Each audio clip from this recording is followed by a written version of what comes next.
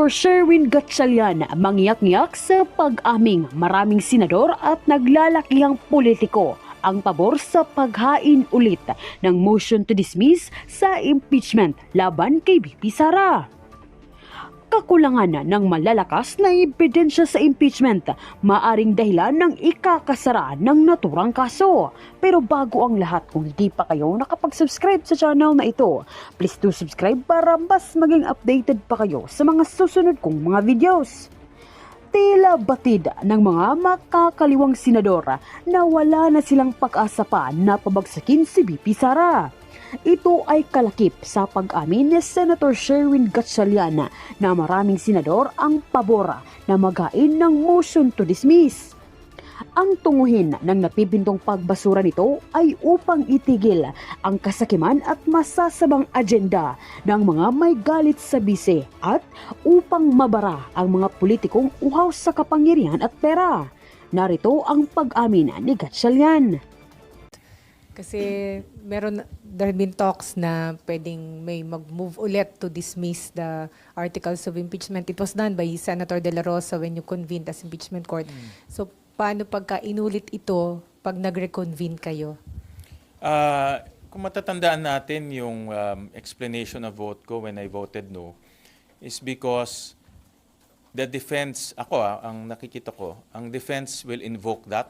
Ibig sabihin, makikita naman natin doon sa reply ni VP Sara, no, na in-invoke nila yung constitutionality ng articles of impeachment.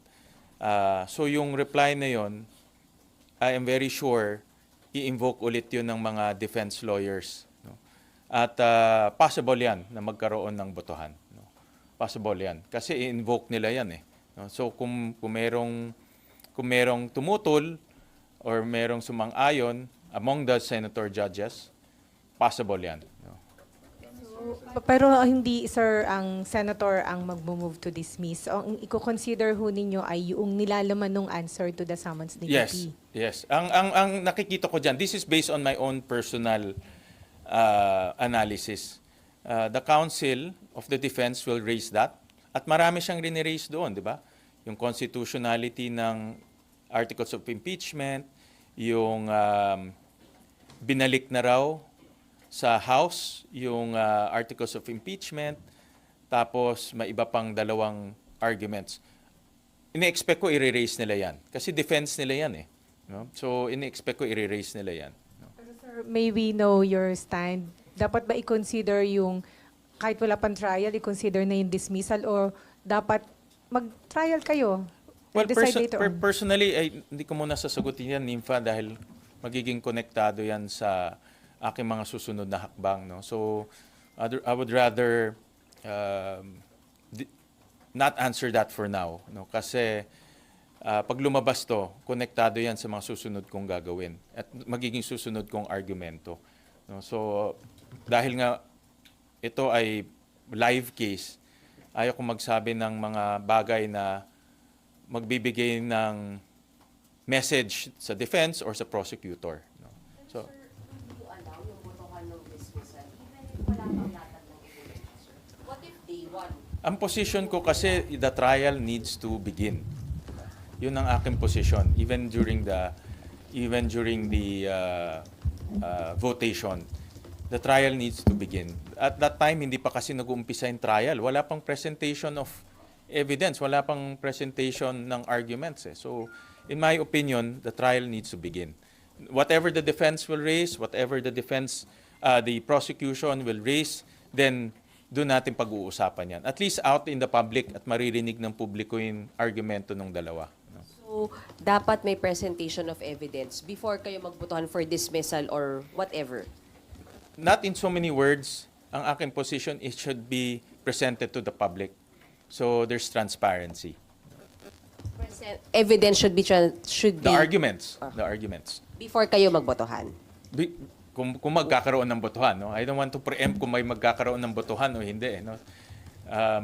Again, whatever I say might be telegraphing my next move to the prosecution or to the defense. No? So I would rather keep it broad, no, for now.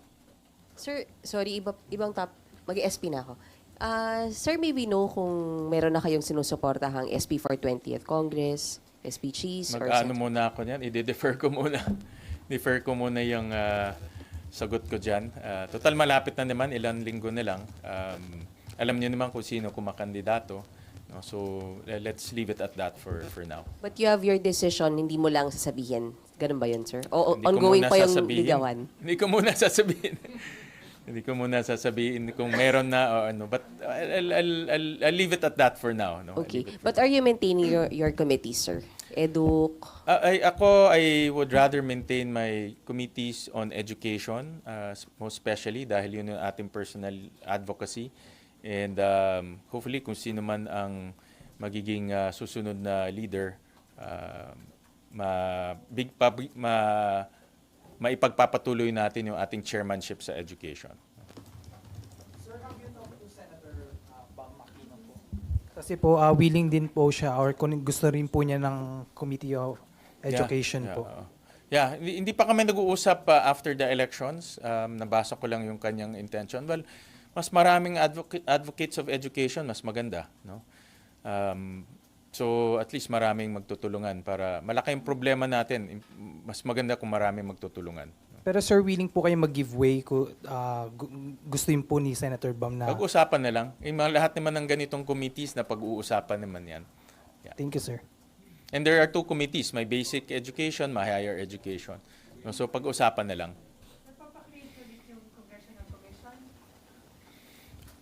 In EDCOM 3, pinag-uusapan pa kasi what we're trying to avoid, NIMFA, is redundancy. Ang trabaho kasi ng EDCOM is 3 years lang. Pag-aaralan namin yung problema, bibigay kami ng recommendation and let the executive implement the recommendation. So, baka lang pag nagpatuloy namin to magkakaroon ng redundancy kasi implementation stage na eh. No? So pinag-aaralan pa namin. Wala pang final kung ano ang magiging stand. How do you see the exercise of oversight dito sa recommendation nyo na paano nyo, when will you say na yung executive has already implemented fully yung recommendation? Napakagandang tanong yan. In fact, we recommended the creation of the Cabinet Cluster on Education. So buo na siya ngayon. And ito yung supposedly oversight over our recommendations across 3 different education agencies. No?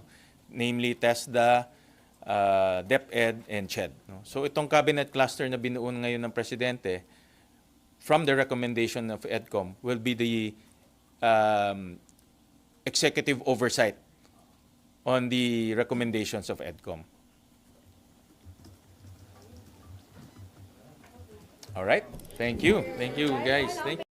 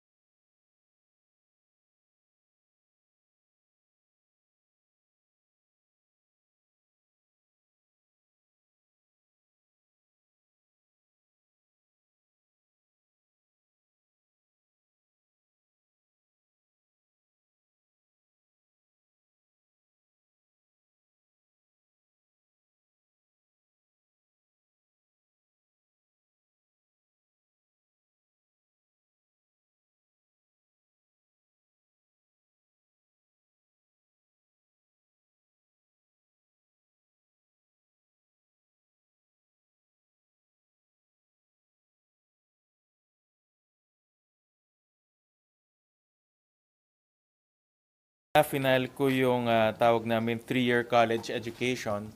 So babawasan natin yung college education from 4 years to 3 years. Itong practice na ito ay ginagawa sa maraming bansa, especially sa Commonwealth countries like the United Kingdom, Canada, Australia. So pagpasok ng bata sa kolehiyo, ang kanyang pag-aaralan ay yung kanyang major na. Diretso na siya dun sa major. Yung mga general education subjects, ibababa sa senior high school. At may papadala rin kaming research sa inyo, maybe within the day. In-update namin yung database ng K-12 countries sa buong mundo. Lumalabas, out of the 214 countries in the world, lahat ay K-12 na except for Singapore. No? Because ang Singapore, they practice what they call junior college. No? So, in other words, buong mundo ay K-12 na. No? So, in-update lang namin and we'll share with you our research later on. So, just to be consistent with the global standard, final namin itong 3-year college education. The other one, meron kaming isang final na bill, tawag namin Ginhawa Act, at i-update rin namin yung tax code. So doon sa mga kababayan natin na ang kanilang kita ngayon ay 250,000 a year, exempted sila. So tataasan namin to 400,000 a year. No, so ibig sabihin pag kumikita ka ng 400,000 a year, exempted ka from income tax. Tapos yung mga bonuses, ngayon pag ang bonus mo ay 90,000 a year, exempted ka. Tataasan namin yan 250,000 a year, exempted ka. So kung ang bonus mo ay 150,000, exempted ka rin sa income tax. Yung service charge sa mga restaurants, i-exempt rin namin siya sa income tax. Kasi yung service charge natin equivalent to tips. No? So, and tips naman ay kusang loob yan na binibigay sa mga waiters. So, ang proposal rin namin, tatanggalin din yung income tax on service charge.